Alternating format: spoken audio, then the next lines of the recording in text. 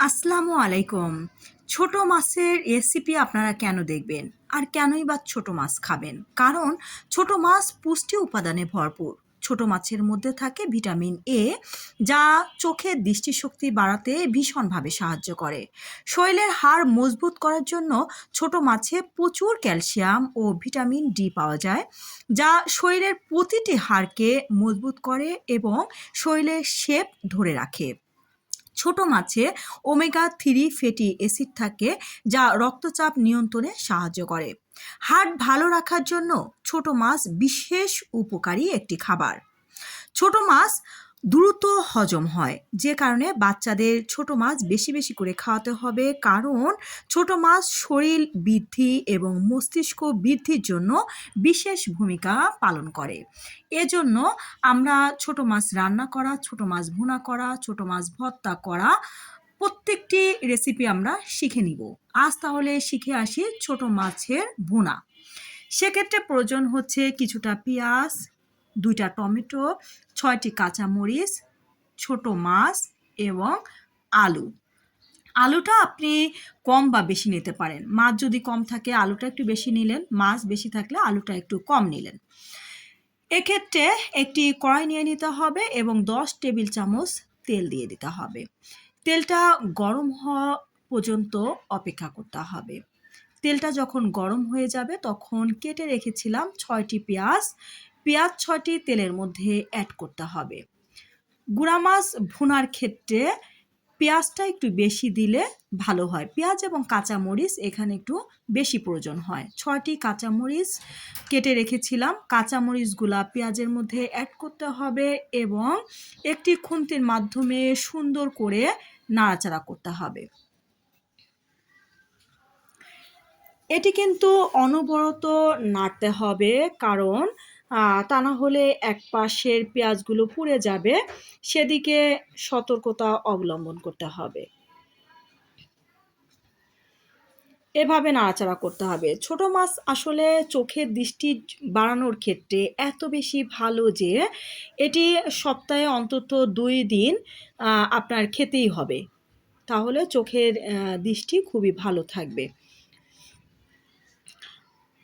পেঁয়াজগুলো হালকা যখন ভাজা হয়ে যাবে তখন যে গুঁড়া মাছগুলো আমি পরিষ্কার করে কেটে সুন্দর পরিষ্কার করে রেখেছিলাম মাছগুলো অ্যাড করতে হবে এবং মাছের মধ্যে অ্যাড করতে হবে আলু। এখানে আমি বড় বড় 2টি আলু ধুয়ে কুচি করে রেখেছিলাম।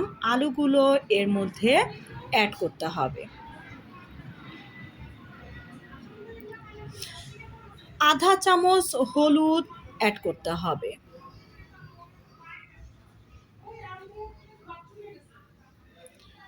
আধা চামচ হলুদের মধ্যে আধা চামচ লবণ অ্যাড করতে হবে এবং একটি খুন্তির মাধ্যমে আলতো হাতে নাড়াচাড়া করতে হবে, যাতে করে হলুদ এবং লবণ এই গুঁড়া মাছের মধ্যে সুন্দর করে মিক্সড হয়ে যায়।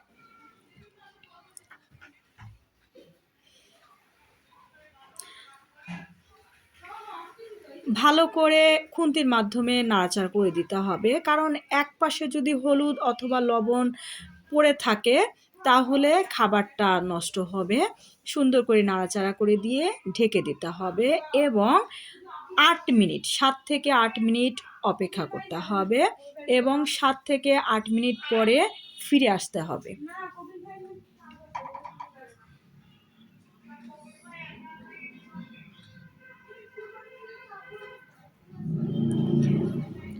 যখন আধা রান্না হয়ে যাবে তখন টেস্টের জন্য একটি টমেটো আমি কুচি করে রেখেছিলাম।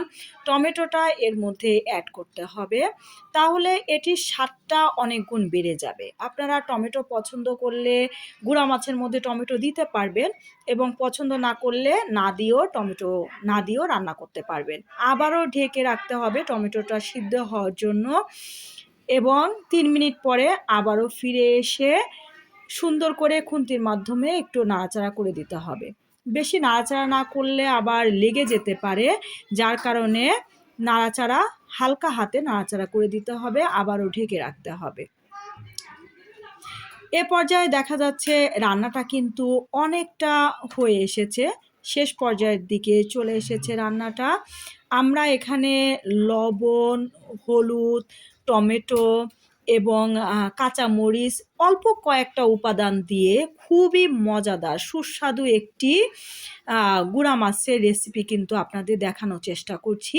এবং আমি সবসময় কম সময়ের মধ্যে রান্না কিভাবে করা যায়, 10-15 মিনিটের মধ্যে কিভাবে রান্না করা যায় সেটি আপনাদেরকে দেখানোর চেষ্টা করি। কারণ রান্নার পিছনে বেশি সময় নষ্ট করা এটা আসলে আমাদের এখন চাকরিজীবী মহিলাদের জন্য কিন্তু এতটা সময় নেই। এজন্য কম সময়ের মধ্যে কিভাবে রান্না করা যায় সেটাই আপনাদেরকে দেখানোর চেষ্টা করি। আপনারা দেখতে পাচ্ছেন যে রান্নাটা কিন্তু একেবারেই কমপ্লিট হয়ে গেছে। নিচেই দেখে নিতে হবে যে পানিটা একদম শুকায় গেছে এবং তেল ছেড়ে দিয়েছি কিনা, এটা একটু খুন্তির মাধ্যমে দেখে নিতে হবে। কারণ এই গুঁড়া মাছটা কিন্তু আমরা কোনো পানি অ্যাড করিনি, সম্পূর্ণ তেল পেঁয়াজের মধ্যে দিয়ে গুঁড়া মাছটা রান্না করে ফেলেছি। যেহেতু পানি অ্যাড করি নাই, সেহেতু যখন দেখা যাবে যে নিচে কোনো পানি নাই, হ্যাঁ, এবং তেল ছেড়ে দিয়েছে, একদম মাখা মাখা হয়ে গেছে, সে পর্যায়ে আমাদেরকে বুঝে নিতে হবে যে এই গুঁড়া মাছটা রান্না কমপ্লিট হয়ে গেছে। আমরা এ পর্যায়ে আরেকটু খুন্তির মাধ্যমে ওলট পালট করে দেখে নিব যে রান্নাটা কতটা হলো। এবং আমরা নিচেই দেখতে পাচ্ছি সামান্য কোনো পানি নেই, মাছের মধ্যে থেকে যে পানিটা বের হয়েছিল সামান্য পানি নাই, এবং খুব ভালো করে রান্নাটা কিন্তু কমপ্লিট হয়ে গেছে। দেখে নিচ্ছেন খুব মজাদার সুস্বাদু একটি গুঁড়া মাছের রেসিপি। আপনারা যেমন উপকারী তেমন খেতে স্বাদ। এটি আপনি সপ্তাহে 2 দিন হলেও গুঁড়া মাছটা রান্না করবেন এবং নিয়মিত আপনাদের খাবার তালিকায় রাখবেন। খুবই খুবই উপকারী একটি মাছ। এই যে অল্প সময়ের মধ্যে আমরা চোখে চশমা ব্যবহার করি এই গুঁড়া মাছ শাকসবজি না খাওয়ার কারণে, কিন্তু সে কারণে আমাদের খাবার তালিকায় গুঁড়া মাছ রাখতেই হবে, ঠিক আছে? আর এই মাছটা একবার ট্রাই করলে দেখবেন যে কত বেশি স্বাদের। সবাইকে ধন্যবাদ।